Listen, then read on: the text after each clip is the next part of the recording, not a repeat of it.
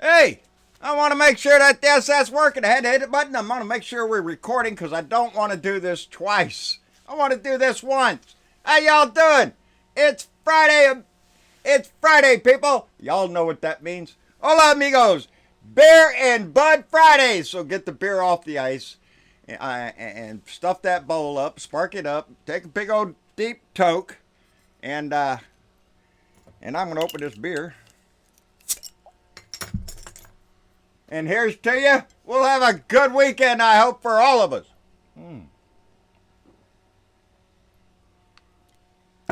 A little Corona today. Now, got all that done. Happy Friday and all that shit. Got few little things I want to get rid of.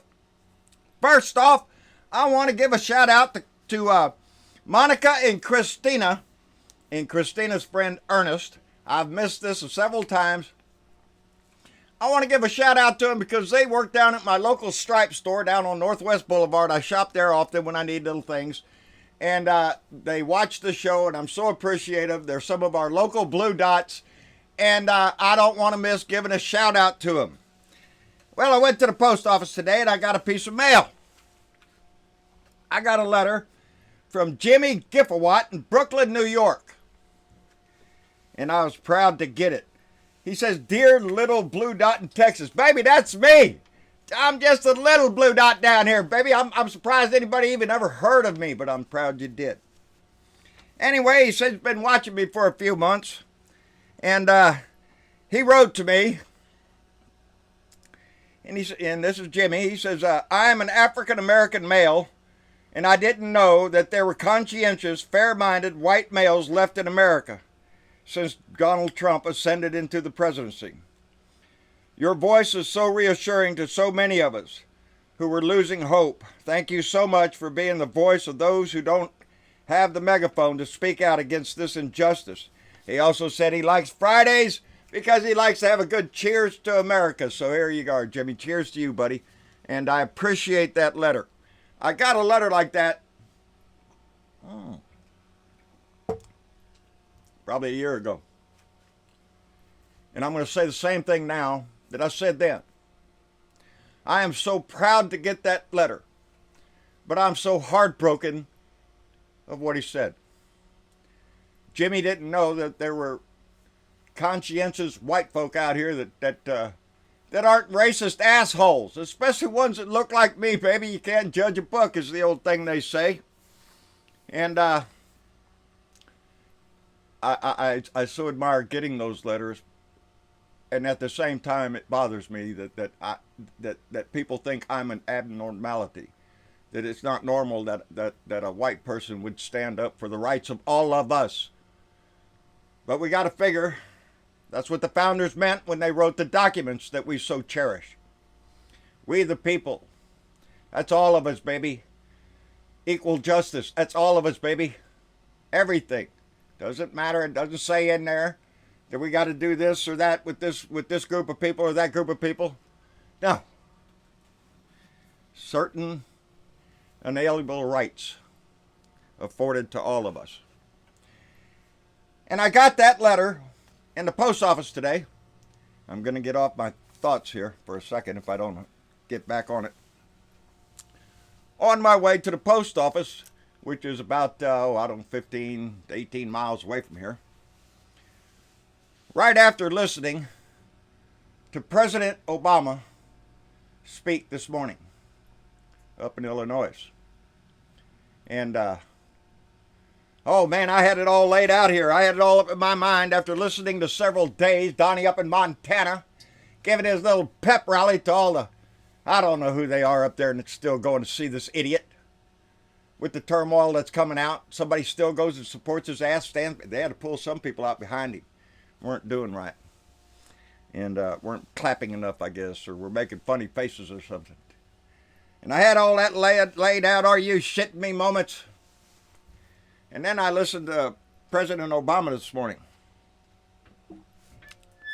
And that's the wrong button. I ain't learned them buttons yet. I listened to Obama this morning. And for one, I was never so proud to finally hear somebody stand up there and speak. Actually, he spoke the whole damn speech. I think somebody just popped in on Discord. Is that right? I think so. Oh, okay, Sparky. I'm gonna mute you there, but that's one of our. That's Tom. Duncan. We call him Sparky, and he does a lot of magic on the air for Bob Kincaid on the Horn Radio Network. Anyway, where was I? Obama. His speech. Oh my God, he made the whole speech. He even tied different issues together all the way through to the end. Very inspiring speech. I listened to every word of it, and it filled me with pride again. I felt like there was a voice speaking again, rationally, and he spoke about a lot of subjects.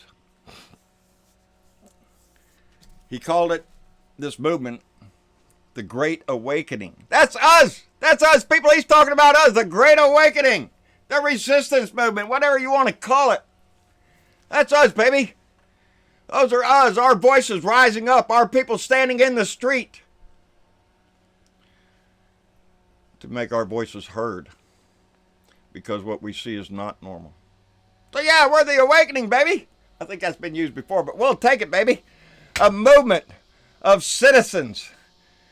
A lot of them younger, he said. He was pointing that out. I loved it. But more women, more veterans, more American citizens every day are standing up and using their voice. Leo Sahaki. Oh, I got it, baby. Sahaki. I gotta look. I haven't got it in my brain yet, Leo. It will, buddy.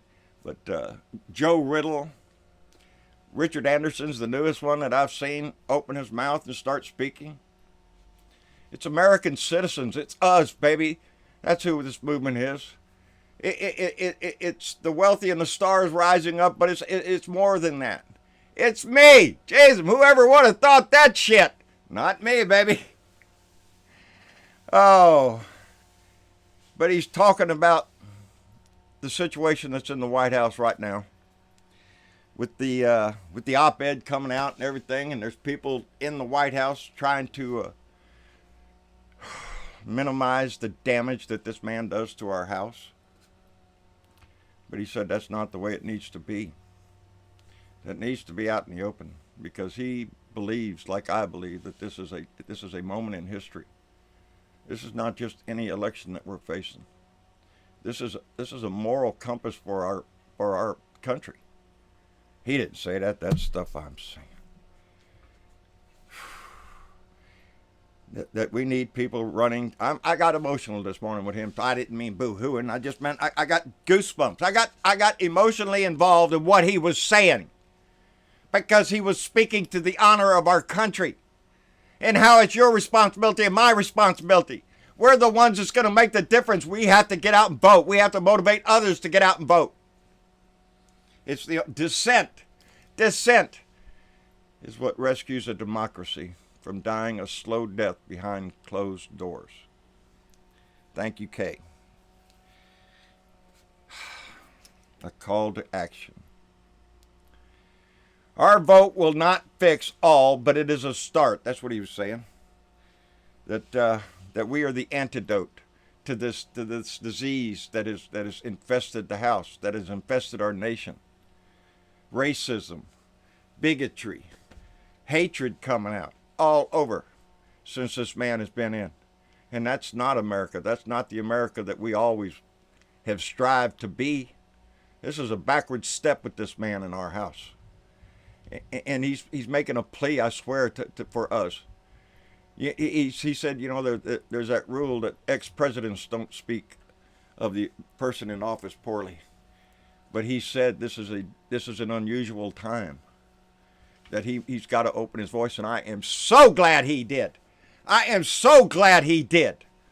I want to listen to him all over. I want him going out there supporting candidates on the left and these progressive Democrats coming up to denounce the kind of crap that we listened to last night. I didn't listen to it. I got little shorts of it, of that dribble that came out of his mouth last night in Montana. You can read it's a dribble. Jump from one subject to another subject. Pat himself on the back. I was glad to see Obama point out the fact of all these numbers, all these graphs that you see. The economy doing better, jobs doing better. Those are all Obama leftovers. That's what Obama handed to Trump. When Obama took office, we were losing 800,000 jobs a day and millions of people were losing their houses. That's what Obama inherited from the last Republican that was in there. Not to mention a lot of war and a lot of decisive crap that had been started by the right. And he spoke to that. He asked, who is the Republican Party now? What did he say? How hard can it be to stand up and say that Nazis are bad? How hard is that? You have to drag it out of them. It's who the Republican. He questioned that. Since when did the Republican Party want to snoozle up to Russia? Never! Not until this shit. Not until this asshole who has been bought and paid for with Russian money. Not until he entered our house. Not until he entered the race did we see such outside interference and crap. The hatred's coming out. He said the biggest threat to our democracy is indifference, cynicism, that you don't get out and vote. And he's right. He said 1 in 5 young people don't get out and vote. 1 in 5. That's the Democrat that has to stand up stand up to this tyranny, this mad king that wants to take over the House. He's out there tweeting he wants Jeff Sessions to open an investigation into the leaker, into the guy that wrote the op-ed, the lady that wrote the op-ed, whoever wrote the op-ed. Donnie wants it investigated by the Department of Justice, and that's who Donnie is. Donnie will decide.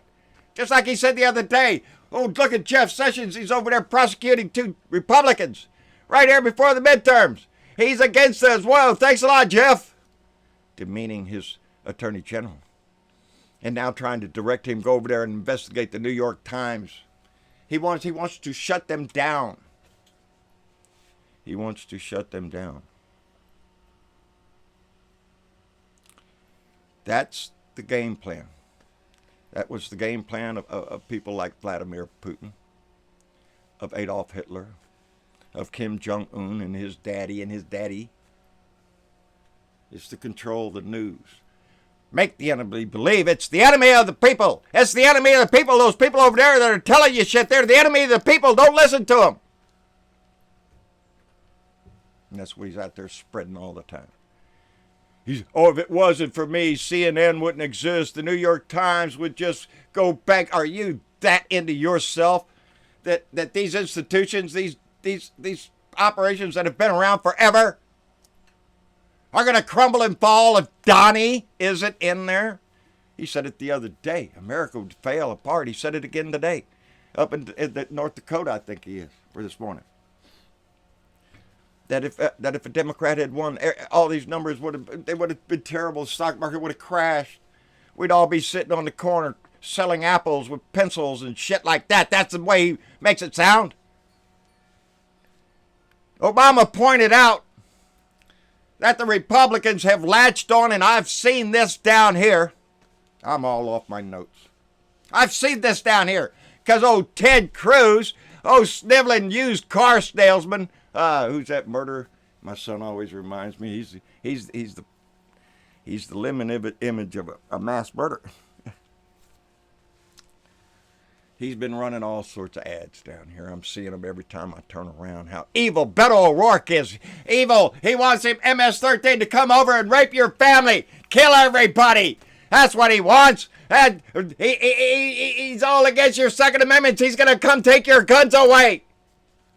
You know, the usual song and dance that the Republican Party pulls out of their ass to start frightening the people. And that's what Obama was talking about, that the Republican Party is running on the party of fear, to strike fear and hatred in you, Do you hear Donald Trump ever out there speaking well of anything on the left? Any program, Democratic program, any socialist program that's out there? No. You don't hear him out there saying squat. You hear him out there talking about how great he is. He told his followers last night, if he gets impeached, it's their fault. That's right, America. If Donnie gets impeached, it's not because he's a lying puppet for Russia. It's not because of the collusion or the money laundering or all the other foul crap that man has been involved in. None of that. No.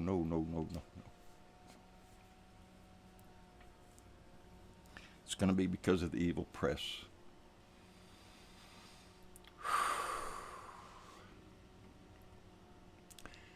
I got a message again from Madeline Bell. And Madeline Bell is a retired singer. And she was very big in the 60s, and she's retired in Spain. And she wrote to me telling me that I was a hero to her and her friends over in Spain. Bless her heart for that. I love her for it. But I'm not the exception to the rule. I believe there are more of us than there are the hate that piles up on the right. There's more of us, and that means we are more powerful. But that power can only be exercised if you get out there and vote. That is the key to all of this. The mass vote that has to materialize, not just to win the races, but to send a message, a loud and clear message. We will not tolerate that in our house. We will not tolerate the daily selling of fear and hate, discrimination, name calling. And listen to me, I call him names all the time, baby, but I'm not sitting in a position of power. I'm not the President of the United States. He is. And he brings dishonor to that office every day with every utterance of his mouth. He brings discredit. He doesn't know what he's talking about. They're right. He has a 5th or 6th grade intellect. He didn't have to go any farther than that. Daddy paid for that shit. Daddy paid for that education. He paid for those pictures of him playing tennis while he said he had bone spurs and he can't go. That con man who through his life has done nothing but run shams, fake universities, defunct casinos, and Russian money laundering.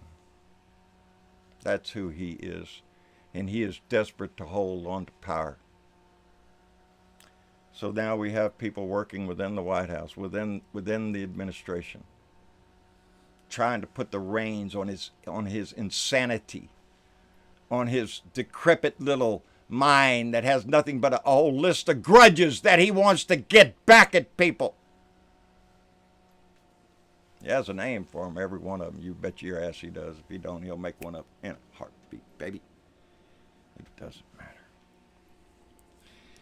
He told him last night at the rally that Kim Jong-un likes me. That's what he told him. He looked at the crowd and was proud of the fact that he says Kim Jong-un likes me.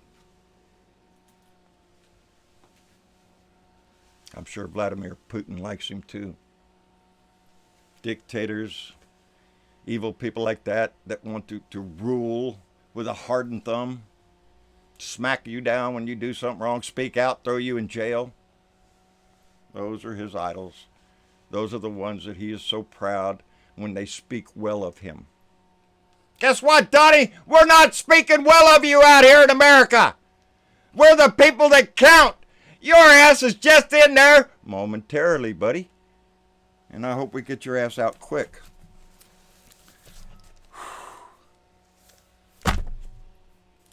We need to determine who we are. That's what Obama said. We're facing this situation that we are. I've been reading the 25th Amendment over and over. Thank you, Kathy Larkin, for sending me that copy. It's come in very handy. So now we're discussing the 25th Amendment, because how can we not?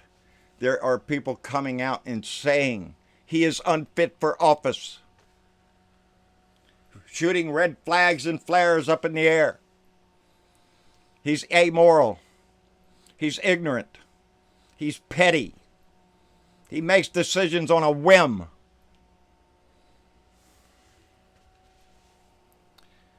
He said our vote, you and your vote, is the check on power, and that we should stand up to bullies and not follow them.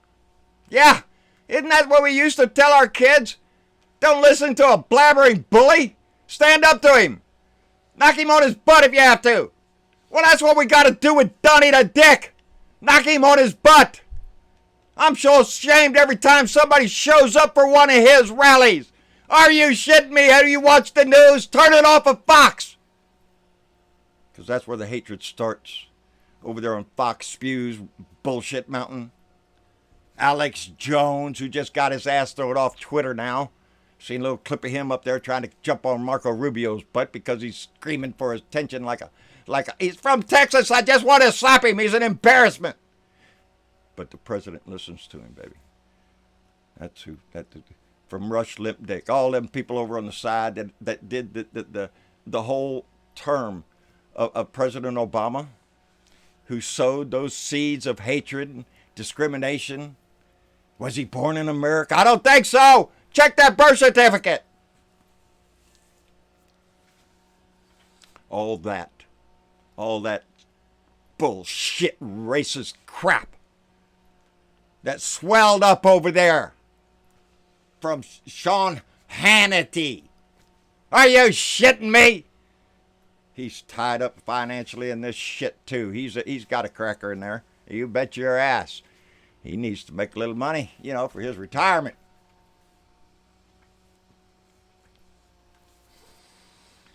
Those that use the dark history of racism, hatred for others, for their religion or for their country of origin or for their racist nationality.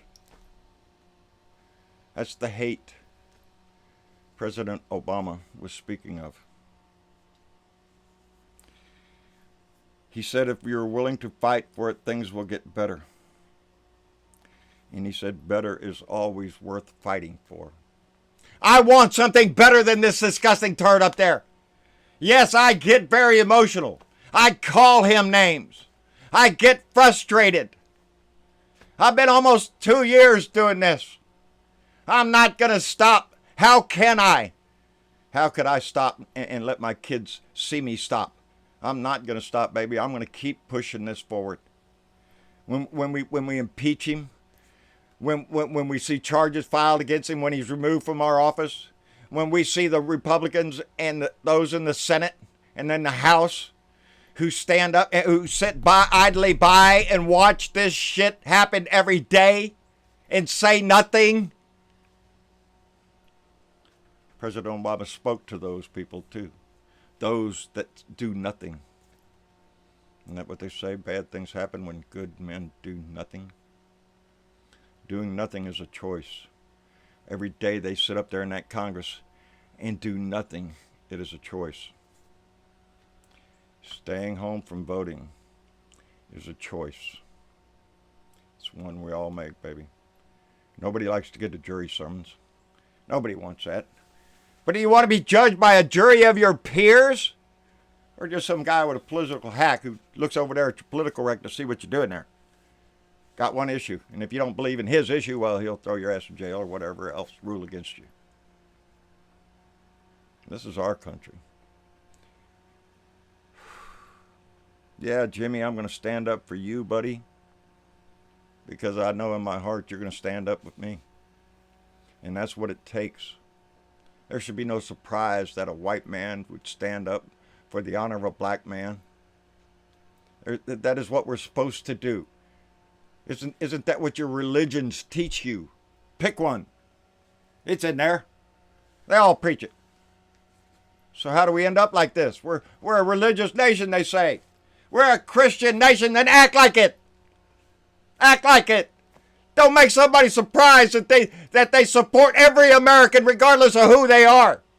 That should be the norm. This is not something that should be held up like, look at this guy, he's finally... No, this should be all of us.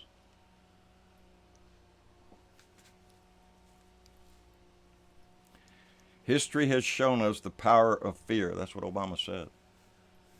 It's true. It's how Trump got in there. That's how disgusting liar, that traitor, that wants you to cozy up to Russia as much as you can. Let's go over there and kiss Putin's ass. That guy taking the Republican Party someplace where it never would have gone. For what? Greed? All these good numbers you see, this great economy, that's a gift from Obama. You just wait until Donnie's taxes really start hurting this country, when it already has. Oh, we can't give you a raise because we don't have the money. We gave it to we gave it to all the rich assholes we know. That's what they did.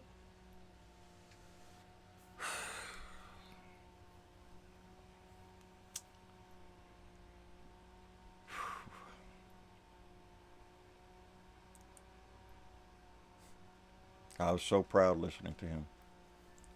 I was so proud listening to a man with a vision. A man who could express that vision. Not a babbling fool.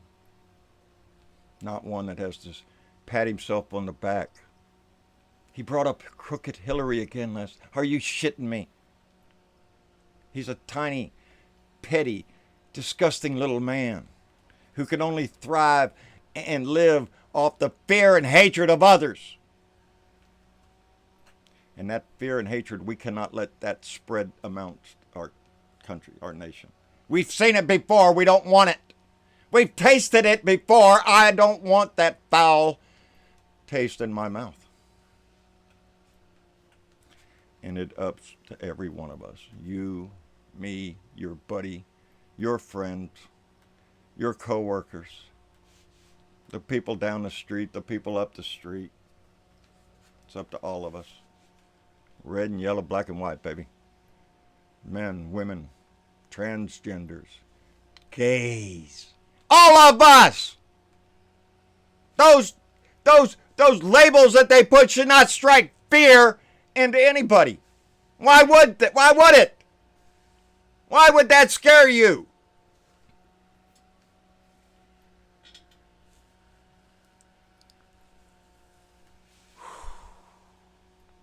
Madeline Bell says she screams at the screen at the TV sometimes, telling John, don't have a heart attack.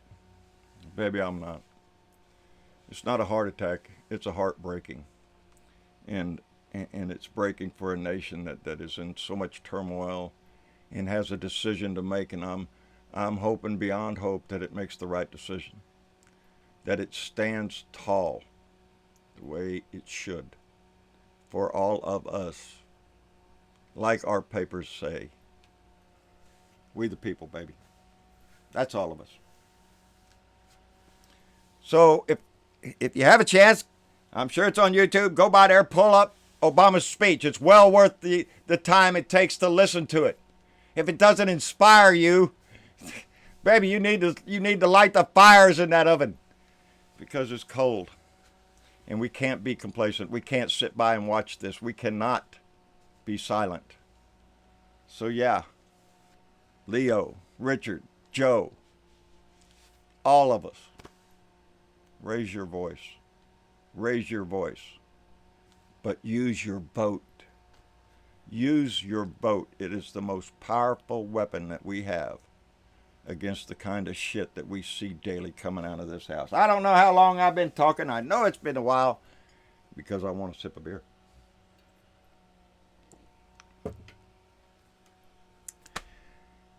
Is that it? That's it, people, I think. Man, it's Friday. It's Friday. Get out there and enjoy yourself. I don't know. I probably missed a bunch of shit I was going to talk about. I'm sure I did. Lindsey Graham, he's not worth the... He said his best meeting has been with Vladimir Putin. There you go, people. That's what he told him last night. All his travels. The best meeting I've had was with Vlad. Yeah, the secret meeting that you... Asshole. Last night he called us the left-wing haters, the angry mob, the deep state radicals aligned with our fake news allies. That's us, people! Damn, I missed that mob. I love y'all. Stay in this fight. We have 60 days. That's it. 60. And we can start counting them down now. So now is the most important time. Like, share, subscribe. John Brunival, a Blue Dot in Texas. Let your light shine. A Blue Dot in Texas on YouTube. John Brunival on Facebook. A Blue Dot in Texas on Facebook. John Brunival Speaks. Blue Dot Family. Go by there. That's our family page over there. Drop by, say hi to Candy and Kat, Monica, Joe, and those over there trying to make a difference over there. Listen to others, like I've said. I've called them out, Leo and all of them. Tim Cormal, Bob Kincaid. These are voices. Kenny Pick. These are voices out there doing the same thing, trying to push this message. And we're all trying to push it in the same direction, baby. So let's get this ball rolling. And I'll see y'all later.